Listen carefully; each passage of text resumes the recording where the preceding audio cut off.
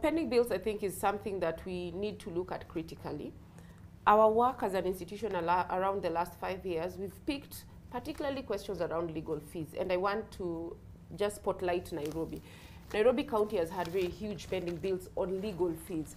In spite of having a legal department and an attorney at county level, they still outsource significant part of their litigation. It has been picked by Controller of Budget, picked by Auditor General, and of course picked by all of us as concerned citizens, because you wouldn't want to spend a lot of your money on issues of litigation at the expense of service delivery. So I would say it's important that we pay pending bills, but equally important that we scrutinize the validity of those pending bills. A lot of them are going to law firms that are fictitious matters going to court. So it's a way that has been used by the county to just get money off. But I do understand that pending bill is almost making businesses close. So it's something we need to fast track and prioritize. And I'm happy that Treasury had said this is something you have to pay first before you even do other payments. So I think that one is clear that it's an urgent thing that needs to be looked at. But when you mention the wage bill, what I have not always understood around the wage bill, we say there is high unemployment in Kenya. So why is our wage bill that high? Statistics show from the Kenya Bureau of Statistics that only 17% of Kenyans are formally employed. So 17% of Kenyans taking more than 50% of the budget.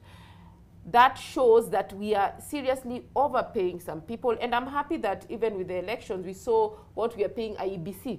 And the commissioners, they are the ones who had to put it out there when they were saying they can't be corrupted because of how much they pay.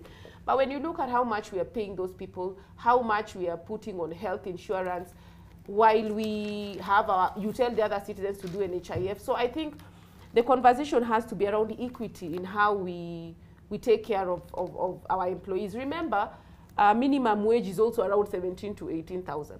So you have on this hand 17 to 18,000. On the other hand, you have even the elected members who are coming in. Look at how much they are being paid. So I think as a country, we need to prioritize. And I'm happy that the Salaries and Remuneration Commission has attempted. You have seen the changes when these elected members will be coming. The sitting allowance has been they're trying to tame that.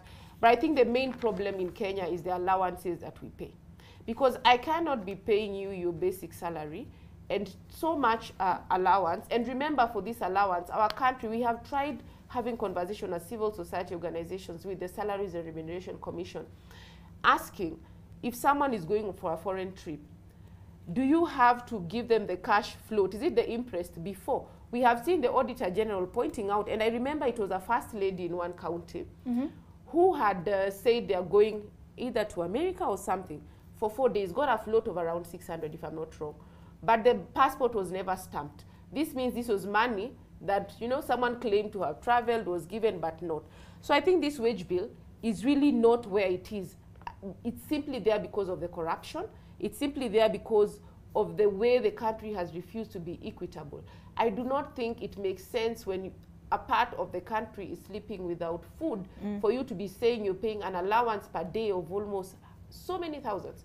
So I think there was a national wage bill conference where the country took there were 10 key recommendations. A key one was, how do we rationalize allowances? I don't know how far that has gone. Question was also, how do we have conversations with the unions? I remember my colleague has mentioned about the doctors.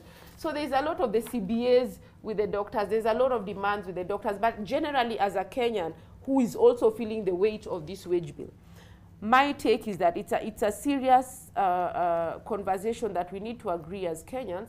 Would you prefer your safety comfort zone, or do you prefer that we strengthen public services? Allow me to just use an extra 2 minutes to demonstrate.